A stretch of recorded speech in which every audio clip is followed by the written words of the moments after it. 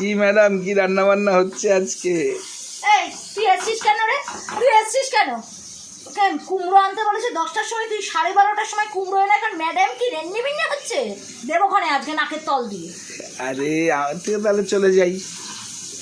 এসছিস কেন তুই? আমি এলাম তো রিলটা তুলে দিতে, সেই জন্য। অসভ্য ছেলে, আমার ভালো লাগে না, আমি তোকে ছেড়ে চলে যাব।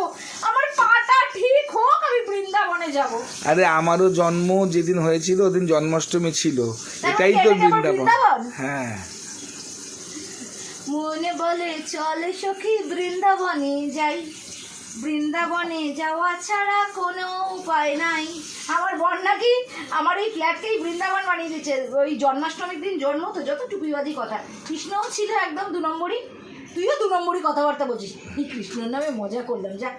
ইস্কনের লোকজন এসে না এমন সাদা তুলে পেদাবে। কৃষ্ণর মতন হরে কৃষ্ণ, আমি মজা করলাম। যাই হোক, বাদ দে।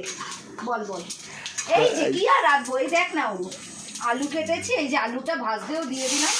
আলু কুমড়ো পটল, এই যে আলু কুমড়ো পটল দিয়ে রোজই তো আলু পটলের রসা রসা হচ্ছে, দেখতে পাচ্ছিস? হ্যাঁ, কুমড়োর ছক্কা করছি। এই দেখ, তুই তো খাবি না, কিন্তু তোকে লোকটা দেখিয়ে দিই। তোর তো কি ইউরিক অ্যাসিড, তুই খাবি না। ওই দেখ, বড় বড় হাঁসের ডিমের ঝোল করছি। হ্যাঁ, তোর জন্য কালকে দই কাতলা রয়েছে, আচ্ছা, সেই একটা দই কাতলা তোকে দিয়ে দেবো। হ্যাঁ। আর এক্ষুনি আমি ভিডিওটা যেই ছাড়বো, আমার ভিউয়ার্সরা কিন্তু বলতে শুরু করবে, আরশি তুমি কিন্তু এটা ঠিক করছো না, তুমি। আর তোর থেকে অনেক বেশি কনসাস তারা আমার প্রতি। যদিও আজকের থেকে শোন, সব ভিউয়ার্সদের বলে রাখি, আজকের থেকে কিন্তু বকম বকম আরশিবেলা আছে। আরশি যখন সংসারী এই চ্যানেলটাতে, তোমরা সঙ্গে থেকো, কিন্তু রাত্রে আসবো আরুষিস ব্লগে।